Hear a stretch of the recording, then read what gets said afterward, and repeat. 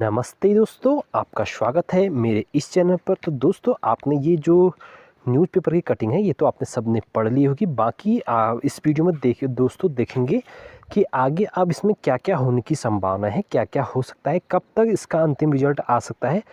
और कुछ लोग जो यहाँ पर लगे हुए हैं धरने पर देहरादून में एलटी को लेकर के, उससे संबंधित भी इसमें बात करेंगे कि क्या वो सकारात्मक रुख है या फिर कैसा है। और दोस्तों, एक निवेदन है कि चैनल पर पहली बार आएंगे तो चैनल को लाइक सब्सक्राइब अवश्य करना। तो दोस्तों, पहले इस न्यूज़ कटिंग को पढ़ लेंगे, कुछ दिन पहले की है ये। तो स्टार्ट करते हैं। एलटी भर्ती के विवादित प्रश्न विशेषज्ञ कमेटी जांचेगी।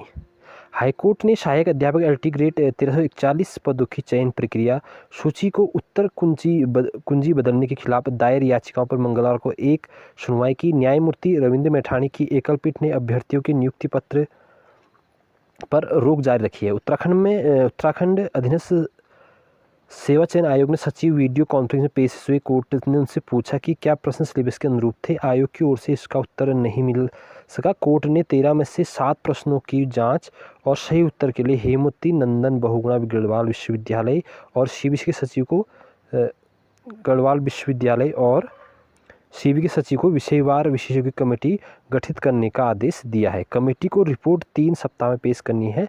मामले की अगली सुनवाई 23 मई को होगी। कुछ अभ्यर्थियों ने याचिका दायर कर कहा कि लिखित परीक्षा की उत्तर कुंजी जारी करने के बाद संशोधित कर दी गई। उनके जो उत्तर पहले सही थे वे बाद में गलत हो गए। इस वजह से उनका चयन नहीं हो पाया। याचिका में कहा गया कि आयोग बिना किसी वैध कारण उत्तर कुंजी को संशोधित नहीं कर सकता। आयोग ने उत्तर जाने बिना ही कई प्रश्न उत्तर तैयार किए।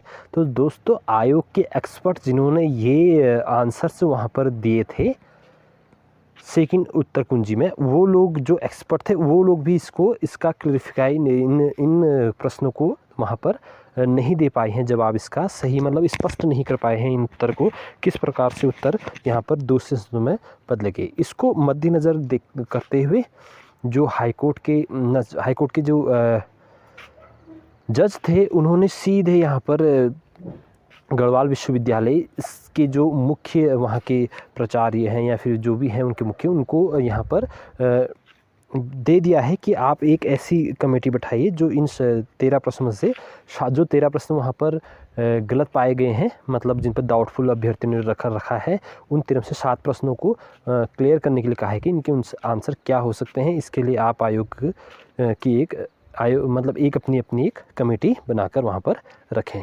तो दोस्तों, अब क्या होगा इसमें कि अब इतनी जल्दी तो हो नहीं सकता है।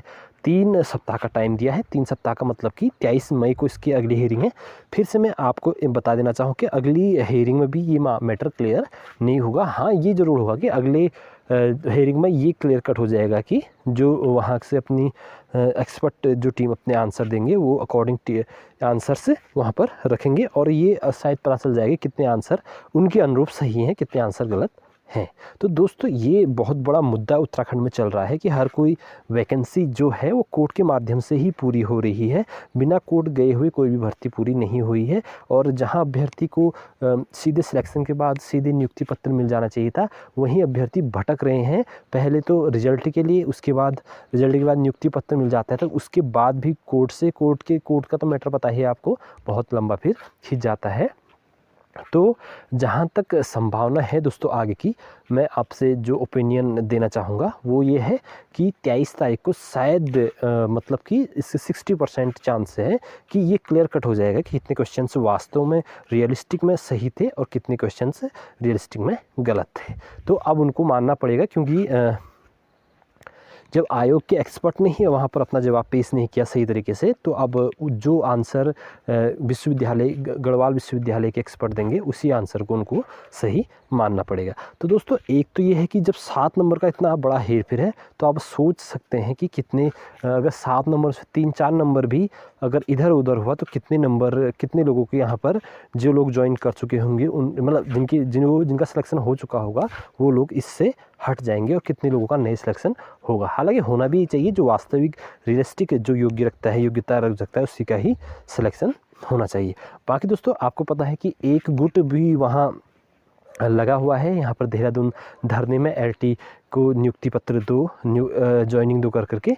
लेकिन अब होना क्या है दोस्तों, अंतिम निर्णय जब तक हाईकोर्ट का नहीं तब तक होगा नहीं। हाँ, ये ज़रूर है कि उससे क्या बन रहा है, प्रेशर बनेगा कि जो है हाईकोर्ट जो है इसे मतलब क्या कर दे, अंडर कोर्ट कर दे, अंडर सब्जेक्ट टू आउटकम कर दे, यानी कि कोर्ट के अधीन नियुक्ति को रख दे। ऐसा हो सकता है अगर चाहे तो गवर्नमेंट, लेकिन मतलब गवर्नमेंट पे प्रेशर बनेगा तो जल्दी से वो कार्रवाई वहाँ पर करेगी, अच्छे वकील उतारेगी और जल्दी से कंप्लीट करने की सोचेगी। लेकिन जहाँ तक दोस्तों ये है कि सरकार भी ऐसा लगता है कभी कभी नहीं चाहती कि मतलब जल्दी से सिलेक्शन हो, वो भी चाहे कि कोर्ट पर मामला अटका हुआ है उसे रहने दो, क्योंकि अब आयोग तो है तो उन्हीं का ही जहाँ तक है, तो आयोग से अभी तक कोई जवाब नहीं आ पाया, बताओ।